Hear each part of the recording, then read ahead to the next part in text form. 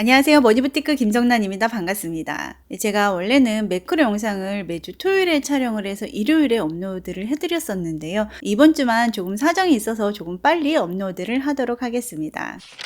그러면 이번 주에 주식하고 채권하고 금이 어떻게 움직였는지 같이 한번 살펴보고 또 앞으로의 방향은 어떻게 될 것 같은지 제 의견을 말씀드려 보도록 하겠습니다. 그러면 구독 안 누르신 분 지금 눌러주시고요. 좋아요도 미리 누르고 바로 시작하겠습니다.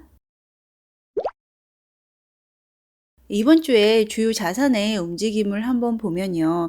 주가 지수 같은 경우에는 주초에는 분위기가 괜찮았거든요. 그런데 어제 AI 주식들이 조금 많이 하락을 한 상황이에요. 미국의 10년물 국채 금리 같은 경우는 이제 여전히 박스권에서 움직이고 있고요. 반면 금은요, 조금 상승세를 이어가고 있는 상황이에요. 그러면 자산 하나하나씩 조금 살펴보도록 할게요. 먼저 첫 번째로 주식부터 살펴보려고 하는데요. 자, 주가는요, 미래에 예상되는 이익 하고 성장에 의해서 움직이잖아요. 미래에 이익이 많이 날 게 예상이 돼야지만 미리 사기 때문에 상승을 하게 됩니다. 자, 그래서 실제로 데이터로 한번 보면은요. 여기 보시면 빨간색이 미국의 S&P 500 주가지수 추이고요. 여기 파란색이 이 기업들의 예상되는 이익 추이예요. 자, 여기 보시면 미래에 예상되는 이익이 상승해야 주가지수도 같이 상승하는 것을 보실 수가 있어요. 자, 이 그래프는요. 예상되는 기업 이익의 매월 증감률을 나타낸 그래프인데요. 자, 여기 보시면 2025년도 들어서 여전히 기업의 예상되는 이익률이 매월 증가하고 있는 것을 보실 수가 있어요.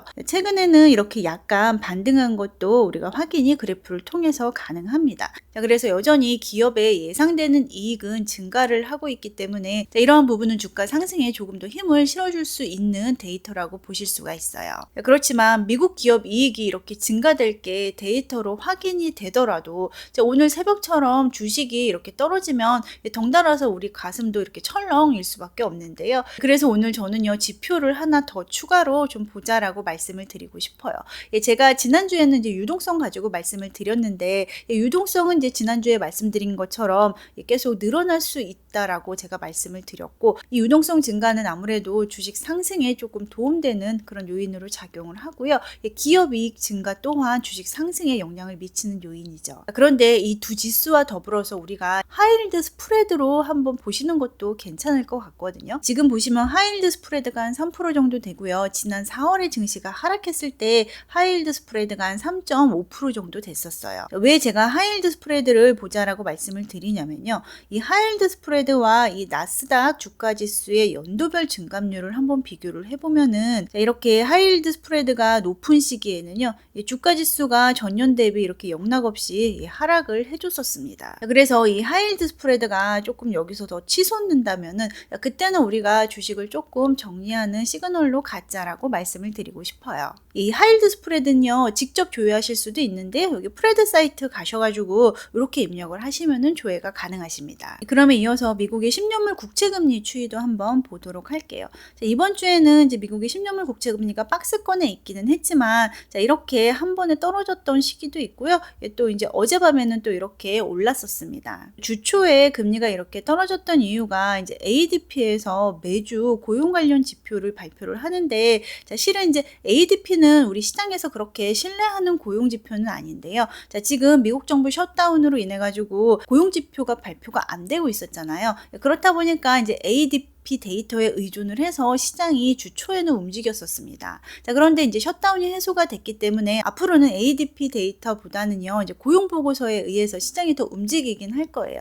그렇지만 이제 이번 주는 ADP 데이터에 의해서 조금 움직였고요. 이렇게 이제 고용이 마이너스로 나오면서 시장 금리가 조금 많이 떨어졌었어요. 자, 이러한 데이터는 일자리를 창출하는데 어려움을 겪었음을 보여주는 데이터였던 거죠. 자, 그런데 시장이 반응한 ADP 민간 고용 데이터가요, 조금 이제 길게 추이로 들여다보면은 고용 보고서의 이 고용 데이터하고 추세는 어느 정도 같거든요. 자, 그래서 여기 보시면은 이제 고용 보고서의 데이터가 발표가 최근에 안 됐는데 ADP 데이터가 안 좋게 나왔잖아요.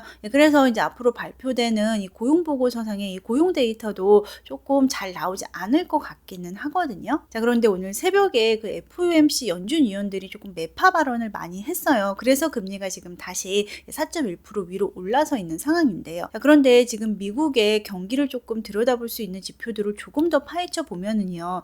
실제로 이제 이렇게 연체율도 조금 오르고 있는 상황이에요. 그렇지만 GDP 성장률은 여전히 이제 선진국 치고는 꽤 높은 편입니다. 이러한 데이터를 보면은요. 이제 겉모습으로 보여지는 미국 경제는 GDP도 괜찮고 조금 괜찮아 보이지만은 그 안에 이렇게 속속들이 파헤쳐 보면은 어려운 계층들이 지금 이제 연체도 조금 많이 하고 고용도 잘 안 되고 있는 그러한 상황이라고 보실 수 있을 것 같아요. 자, 그래서 지금 연준의 이사들이 이런 성장이라든지 경제 탄탄함을 보고서 금리를 지금 내려야 되냐, 나는 내려야 되는지 모르겠다라고 얘기를 하고 있는 상황이에요. 이처럼 금리 인하 확률도 점점 내려가고 있어요. 자, 그런데 여러분 이제는 눈치채셨죠? 자, 미국 10년물 국채 금리가 떨어지려면 앞으로 발표되는 고용 지표가 조금 안 좋게 나와야 금리가 여기서 더 떨어질 수가 있는 겁니다. 자, 그런데 이렇게 미국에서 발표하는 데이터들이요, 예측 영역은 아닌 것 같아요. 예측을 해도 그렇게 예측대로 나오지 않는 경우가 많다 보니까 주요한 데이터가 발표가 되고 난 다음 날에 이제 헤드라인 기사로 뭐가 쇼크다, 고용 쇼크다, 이제 이런 얘기가 많이 나오잖아요. 예측하지 못한 상태에서 데이터가 빵빵 발표가 되다 보니까 우리가 이제 그거에 좀 쇼크를 먹고 시장이 막 이렇게 흔들리고 그러는 상황이 발생이 됩니다. 자, 그래서 이제 우리가 고용이 잘 나올 거야, 안 나올 거야, 이거를 예측하면서 그 포지션에 가서 대응을 하기보다는 늘 말씀드린 것처럼 상관관계가 낮은 포지션을 들고 있는 게 가장 현명하다고 생각을 합니다. 세 번째로 금에 대해서도 말씀을 드리겠습니다. 제가 이제 금이 3,900불 바닥을 확인한 것 같다라고 말씀을 드렸고, 자, 이렇게 박스권에서 움직일 것 같다라고 말씀을 드렸었어요. 자, 그런데 이제 금이 앞으로 이렇게 박스권에서 움직일지 아니면 이제 여기서 조금 조정받고 전고점을 바로 뚫어줄지는 맞추는 건 쉽지 않은데 최소한 바닥은 확인한 것 같다라고 의견을 드리고 싶습니다. 그래서 앞으로 최소한 횡보를 할 것 같거든요. 자, 최소한 횡보를 할 때는 커버드 콜이 유리한 거고요. 자, 이렇게 횡보하지 않고 그냥 조금 조정받고 바로 전고점을 뚫는다. 그럴 때는 커버드 콜이 아닌 이 상승의 100% 참여하는 ETF들이 유리합니다. 그래서 오늘 말씀드린 내용을 좀 다시 한번 정리를 해드리면은요. 자, 지금 이제 주식이 흔들리고 있어서 같이 심장도 지금 철렁철렁 거리고 있는데, 자, 지금 이제 성장이나 이익을 봤을 때는 아직 견고하다라고 말씀을 드렸습니다. 자, 그렇지만 지금 가격이 높아 있는 것도 많고 여기저기서 버블에 대한 경고가 나오는 것도 맞거든요. 그래서 들고 있는 주식을 언제 팔지가 조금 중요한데요.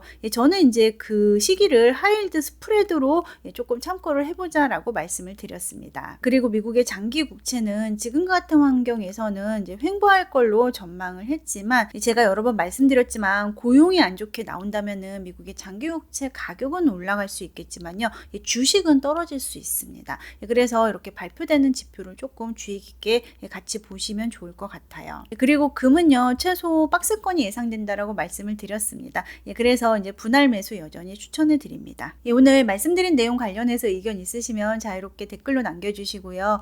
또 저의 매크로 뷰가 궁금하신 분들은 월배당 부티크 플러스 멤버십에도 많은 관심 부탁드립니다. 감사합니다.